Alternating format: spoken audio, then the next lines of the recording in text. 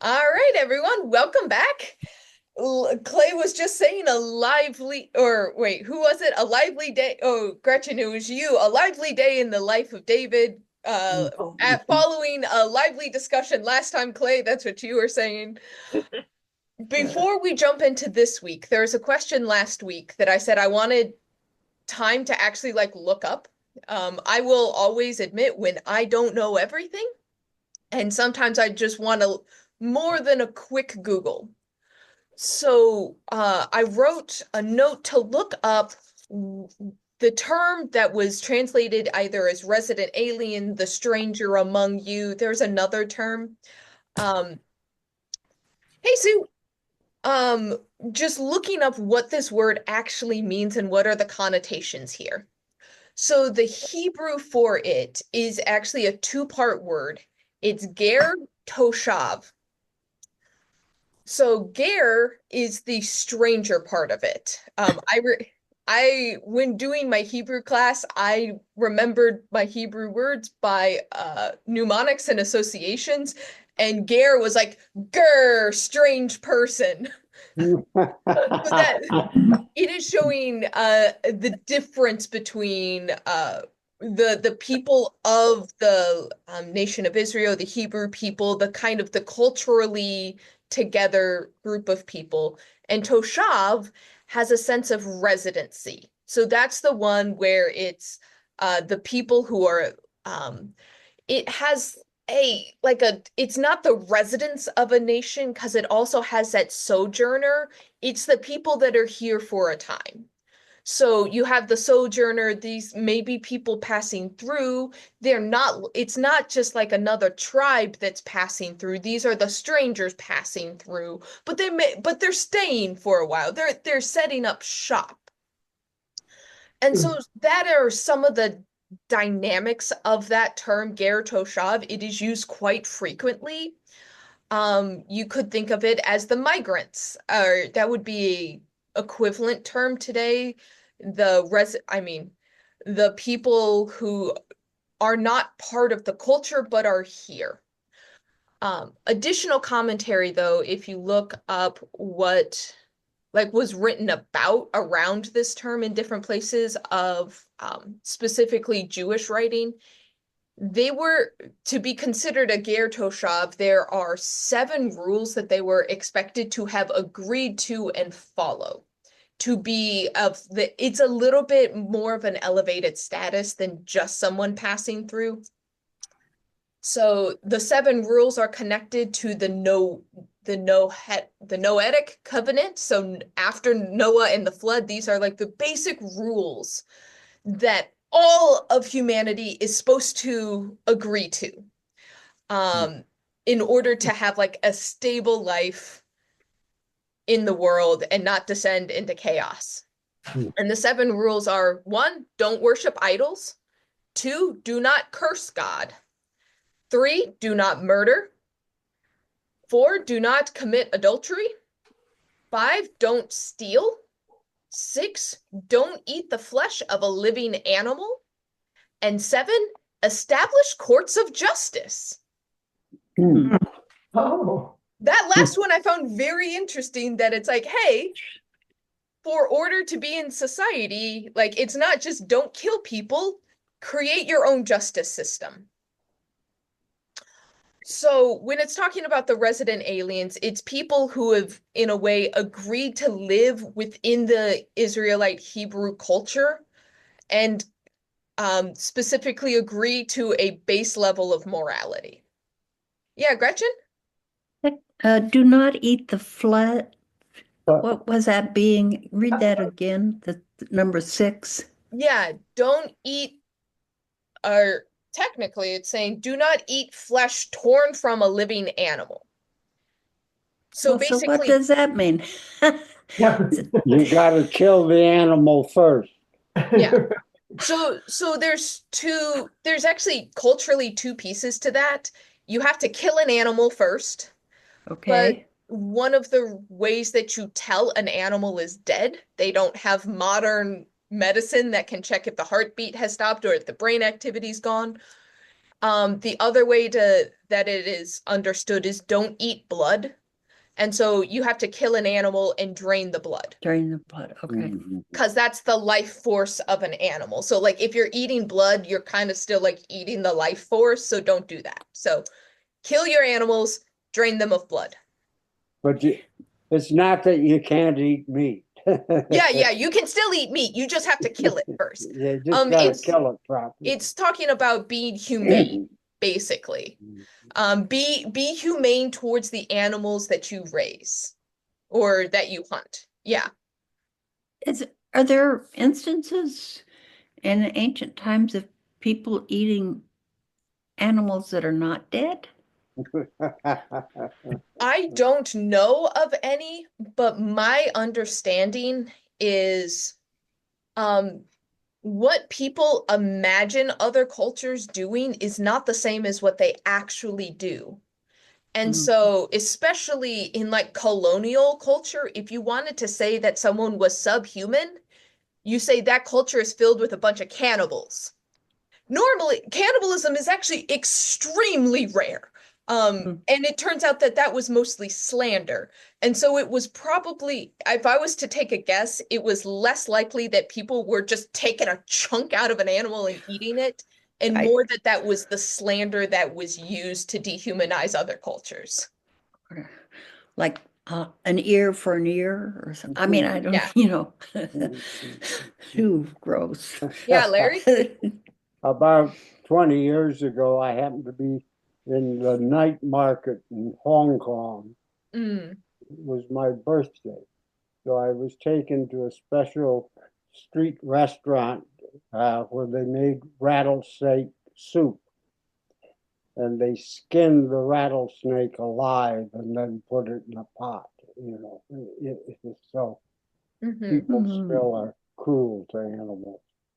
Yeah. So that's another way.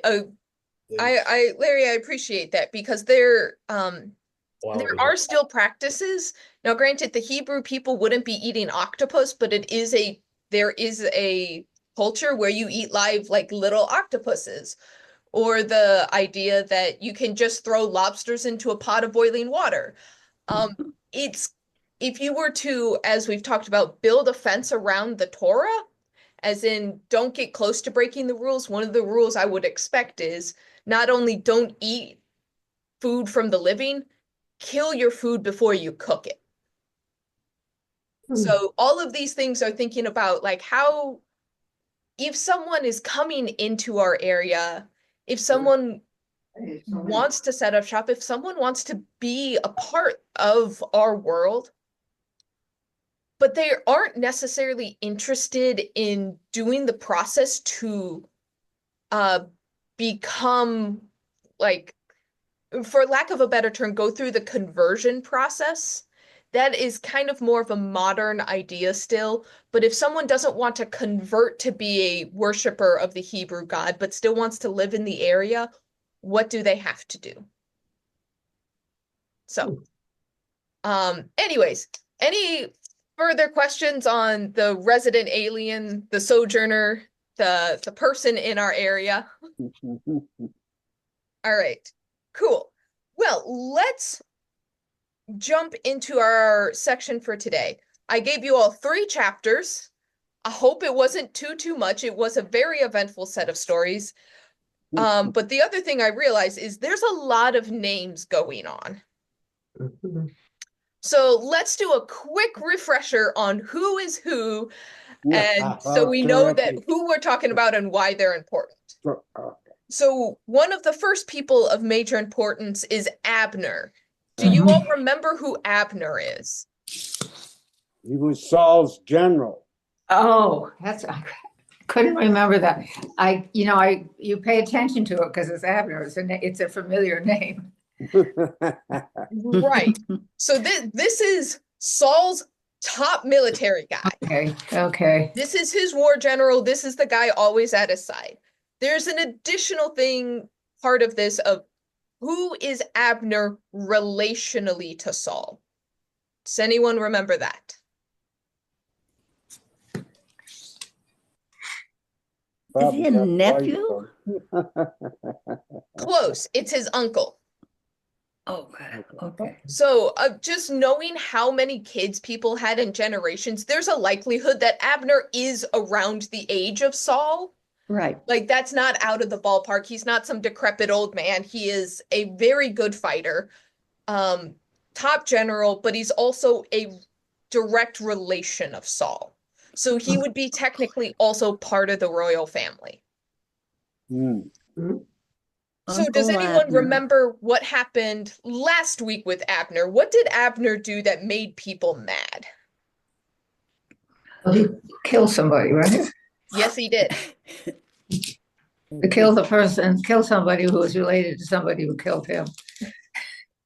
Yes. Let's So, see. so if you Here we are. remember, Abner, Abner, son of, okay. first of all, Abner is the one who took control and set up Saul's younger son to be king. So the general was like, okay, time to put you on the throne. And so he's kind of Ishbaal. one of those where he, even though there's a king on the throne, he was the power behind it. And then you had the thing where there's like Israel and Judah are knocking heads. And so they have a sports competition that gets out of control. And you have the three brothers who are David's nephews. And the youngest of the brothers is like chasing Abner, and Abner's like, give up, buddy. And he's like, no, I'm gonna win. And then Abner kills the youngest of the three brothers that are David's nephews. So that will come back around. I just wanted to make sure you all knew who Abner was. And then the other big one is Ishabal. Do you all remember Ishabal? It's Or Ishbosheth. Or Ye he comes by that two names that yeah. Yeah.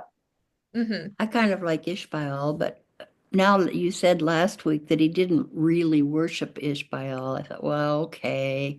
Now I have to start calling him his other name, Ishbosheth or Theth or anyway. And he has well, we'll see later, he has a child, Yeah. Mephibosheth. I mean, they So, go bad for bad names. so who is this character? Do y'all remember? Yeah.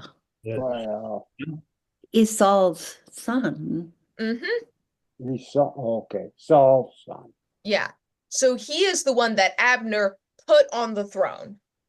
So Okay. the oldest of Saul's sons died in battle. So it wasn't just Jonathan. I think it was Jonathan and two others. So this is fourth in line for the throne.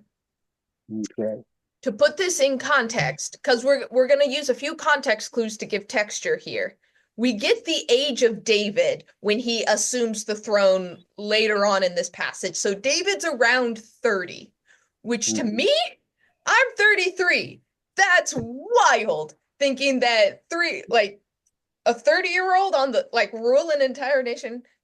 Anyways, so we know Jonathan's maybe only a few years older than David, but then track at least one son, two son, three sons younger than Jonathan.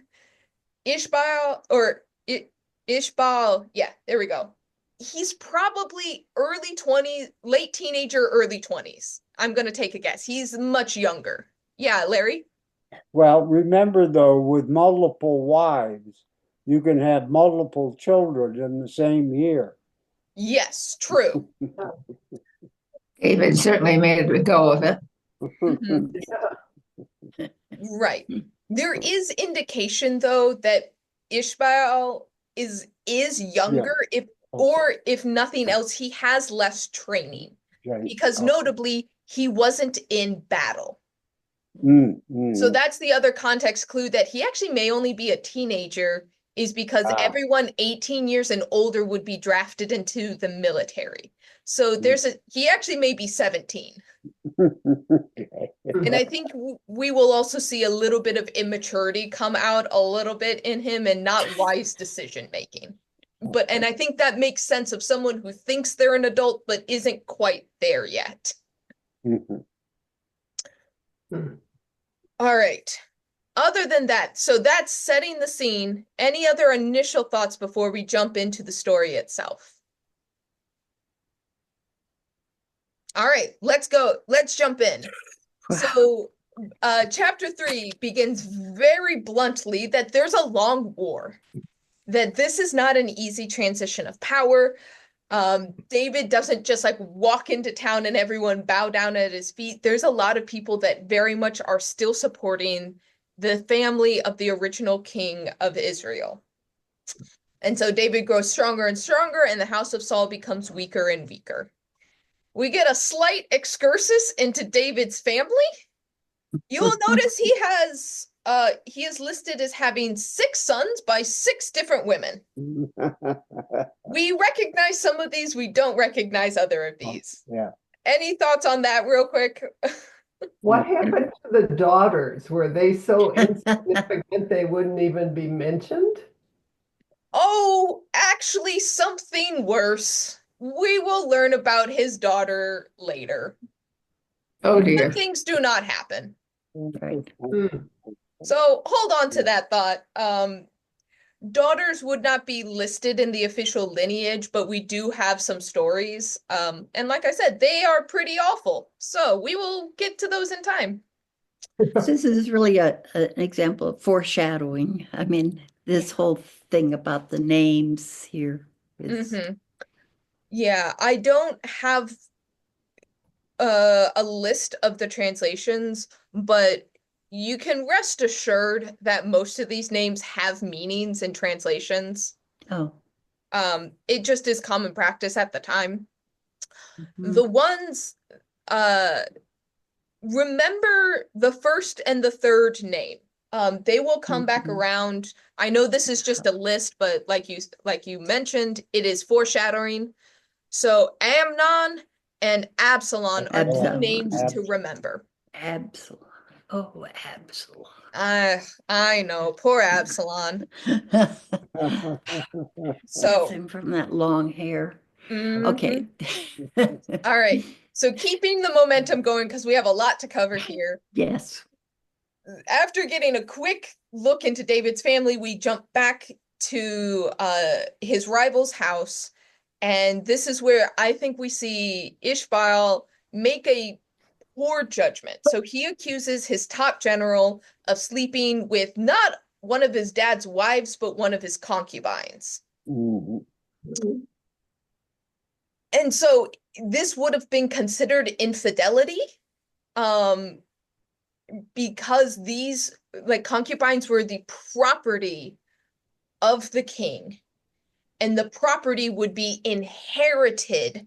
So there is like a messy gray area that will come up again of what do you do with your father's wives and your father's concubines, because they are property, but it is also listed as you're not supposed to have sexual relations with them. Yeah, Clay? Yeah, my Bible notes that that's treason.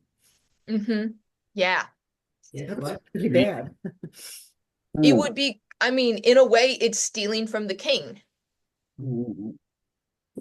So he's at the same time, once again, kind of thinking of the human context of it.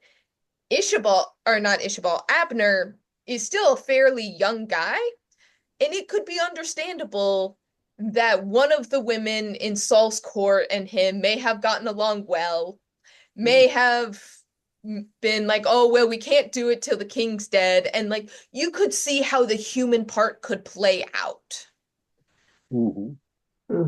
And so Ishabal makes that accusation. And so what do you think of the response by Abner, especially knowing, Clay, thank you for the context, that he's basically being accused of treason? Treason, yeah.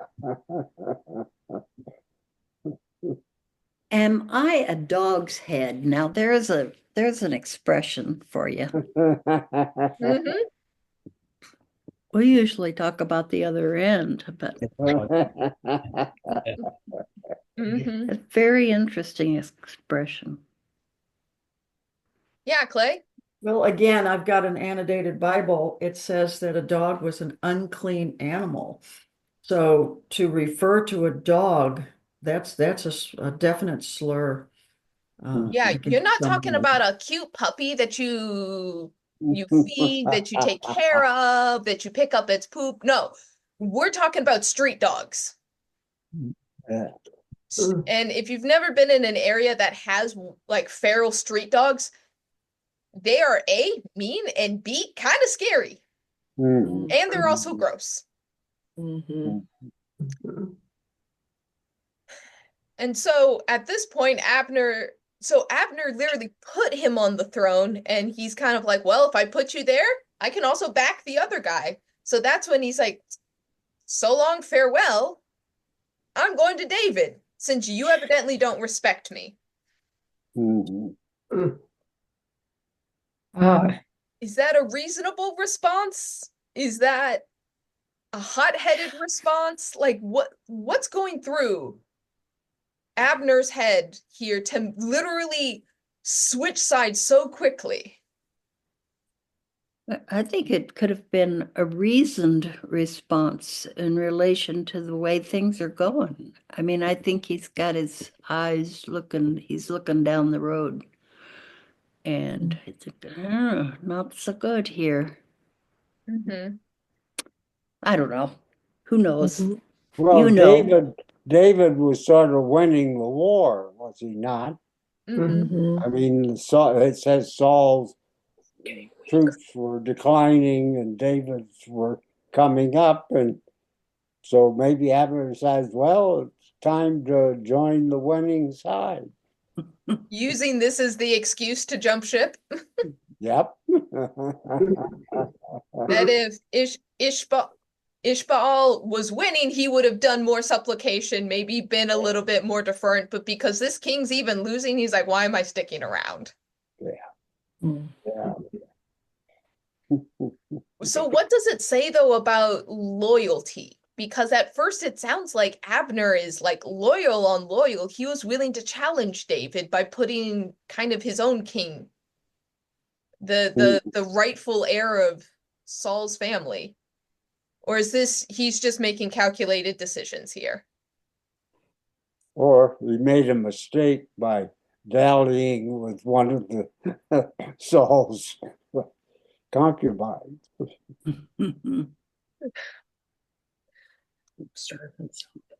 Yeah, there's part of me that wondered that if he was like, "Hey, I want to keep the pretty girl, maybe David will let me keep her."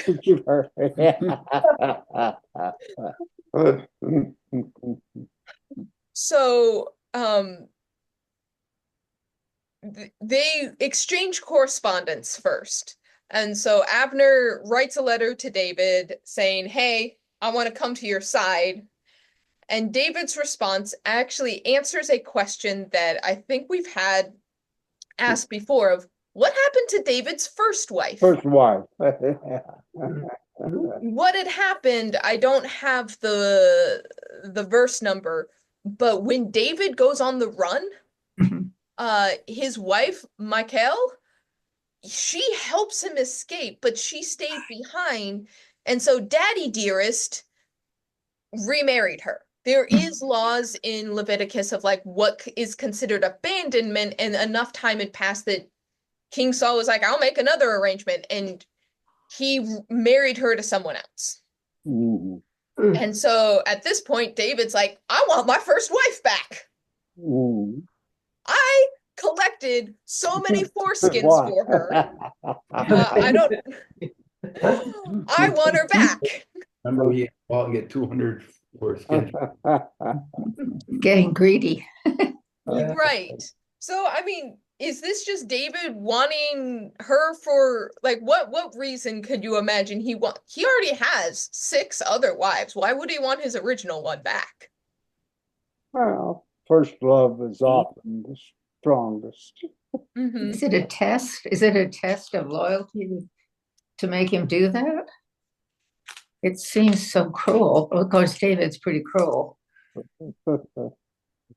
because her husband really loves her. He really wants. Yeah, he cried all the way. Yeah, and and David's got at least 6 other women, if not 10. Or But that never stops David. Mhm. I mean,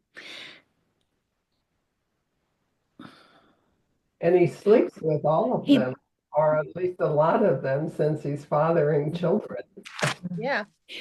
Yeah, Clay. this was Well, she was a daughter of Saul, right? right. Mhm. So that strengthens the claim to the throne Okay. to have her back Mm, Mhm. mm. with him. So And there's he won her.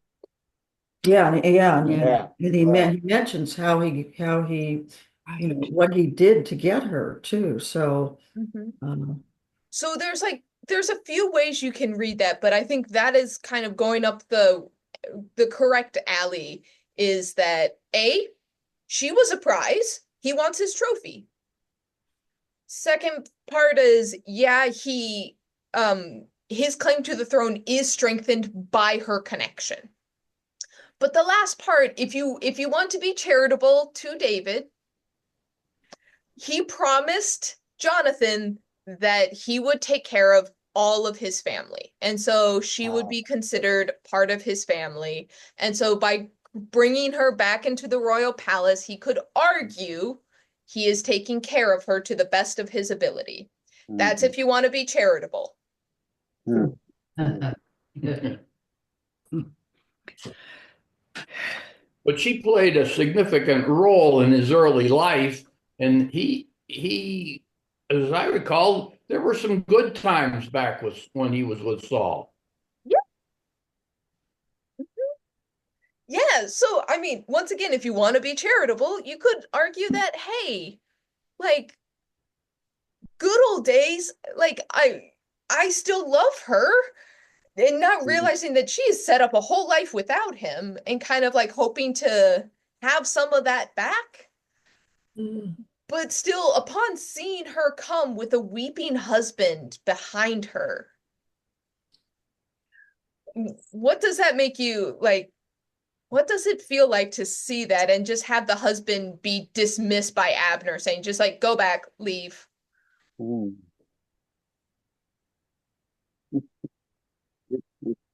But how much of that did David know? Did he know that he was tearing her away from maybe a happy life? I don't really know. Hard to say, but we will see how he treats her later. Her story is not done, but we can kind of we will see what kind of relationship they have later on. So she's not gone from the story. Okay. And what about all her babies and We like I said, her story is not complete. We're getting like little sprinkles of foreshadowing with a bunch of stories here. So by bringing her with him, Abner's able to go in front of David, talk to David, and they make a covenant that the deal is that Abner, a Benjaminite, is going to talk to the Benjaminites and kind of convince them to come over to David's side. So this is a very strategically good thing to do because Abner is very like both like the last king's right-hand man, also the like most famous Benjaminite at this moment, is gonna go talk to this, while very small, very important and very influential tribe, saying, hey, time to jump ship, time to transfer alliances. Which politically is a very strategic move for David on his part. But what happens is Joab and his brothers come home and they cross paths with Abner along the way. And Joab and his brother are the ones whose youngest brother, the third one, was killed by Abner. That's why that's important. So what do you make of their response of, don't trust him, he's lying to you, he's trying to deceive you, get strategy. What are you doing trusting this guy? If you're David, what do you do when your top guys are not liking the fact that you just made a deal with Saul's top guy?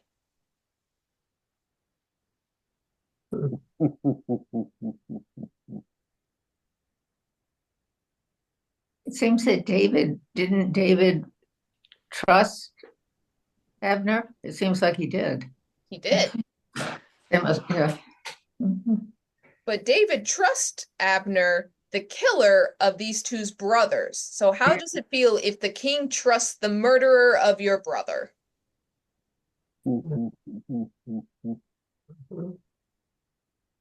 So when do you play politics and when do you exert familial loyalty? Was that one of David's brothers? So Joab is David's nephew. It's Nephew, right. his sister's sons. So Yeah. technically Joab killed his Is- second nephew, no, it'd be his nephew. Yeah. Abner killed David's nephew. These guys' brother. Right. Mhm.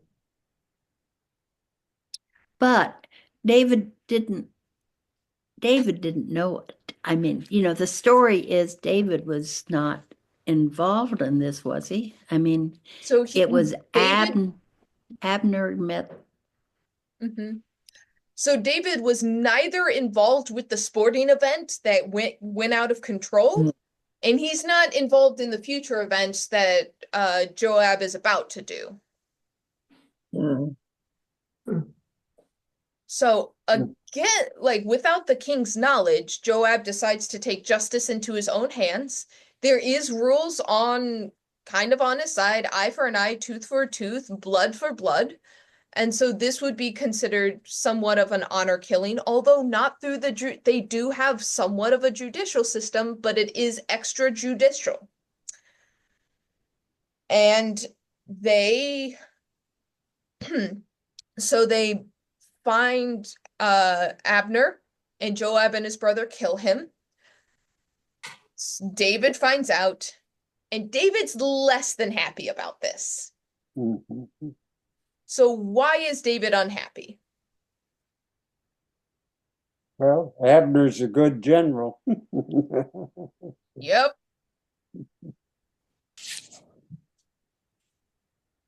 So he lost possibly someone who could have been one of his key generals. Mhm. And now he has no one to bring the Benjaminites over to his side. Right. The diplomatic mission is squashed.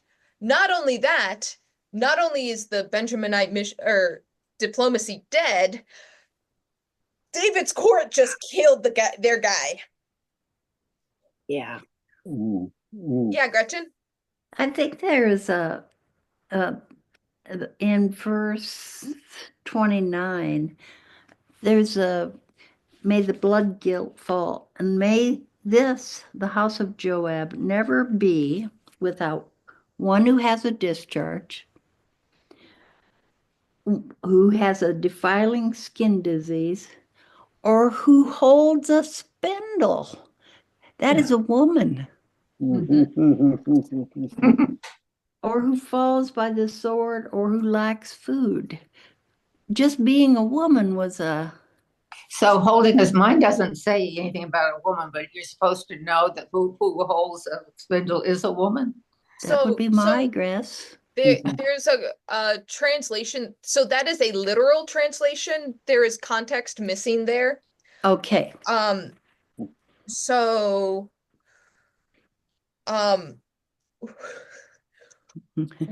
women did tend to do the spinning. That was considered women's work.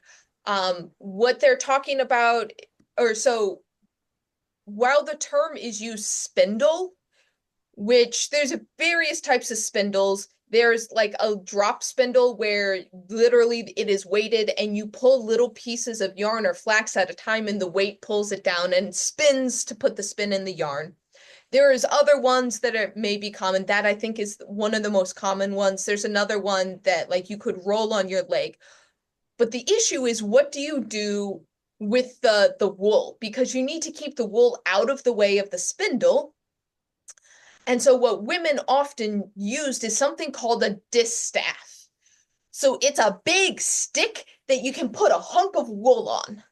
In times of war, women are known to take their distaff and literally use it as a weapon of war. It was a female tool because it's literally a big stake with a sharp end on it. The better translation here is a man who holds the distaff. So it is not the man who is using the spindle. The idea is a man standing behind the woman holding a big stick for his wife. Mm. Mm. Translation, may your men be emasculated. Mm. May your men be second to the powerful women. May they be weak men who need the women to stand in front of them. Yeah, Clay? No, I'm just thinking that between the Bible and Shakespeare, you've got some great insults. Is Mm. that Great. a curse? A curse? Mm-hmm.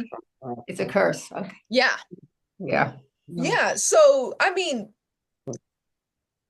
having a discharge, that is something that if you there's a lot in Leviticus that we skipped that talks all about discharges and which ones isolate you from community, which ones you just have to like do a ritual bath. This leprous skin condition would put you on the outside of town. So he's basically making them weak, outcasted men. May you never be able to enter the center of power. Yeah, Larry? They've got all the men circumcised. Now they're going to emasculate them, huh? Yep. And so Mhm. I mean, this is in some ways meant to be ironic. They were trying to assert this masculine, manly control, be powerful without the king's permission. So now the king is saying, may you always lack power. Okay. And so, yeah, David's less than happy about this one. Mhm. And we also get like another lament of David, that praises Abner, even though Abner was against him at a certain point. It is in this section that he will call Abner a prince. And why I clarified that he is part of Saul's royal family is why they call him a prince. It's not just like, oh, he was a good guy. He was royal, technically. Okay. So any other thoughts about this section of chapter 3, then the dynamics? Whoo! We are low on time. Let's keep moving then. So now we have the assassination of Ishbaal. He is now he outcasted his primary general. Also, Abner was the guy who looked over King Saul when he slept. And so he now has only his second-class generals, not as good of a bodyguard. And we get in verse 4, we get a little bit more about the extended family. We see that there is a few more sons and grandsons around, but they are a son of Jonathan was crippled. He was crippled when the nursemaid was trying to escape, but there is one more son of Jonathan out there. But there's two men who are just wandering about. They decide they're gonna sneak in to Ishbaal's house. They find Ishbaal sleeping on a couch, and they decide, yeah, let's kill him. We're gonna behead him, bring his head to David. So why does this sound familiar? Because we've seen this before. What happened before where someone had a similar thought? They did it. Yeah. Who was killed the first time around when someone tried to kill someone for David? Oh, okay. I have to think about that. Yeah. Oh, these were the the people that Amalekites for one, but the other one, the first one, Mhm. was somebody, who was it that the person who killed Mhm. Saul? The guy that Why? came with Saul's what was his armor or some things and claimed that he had killed him, put him out of his misery. Right. Yeah, yeah. So yeah, that was the Amalekite. I don't know if he was given a name. I think he was just called the Amalekite. Yeah. But yeah, the Amalekite thought he would win David's favor by claiming to have killed David's enemy, which is why I think scholars assume that the Amalekite was lying, is because we see a similar thing here, where these two guys are thinking, hey, we're gonna take out David's rival. David's gonna love it. David's gonna love it. And they come and they lay it at King David's feet. And how does David respond this time? Does he respond better? Yeah, he kills him.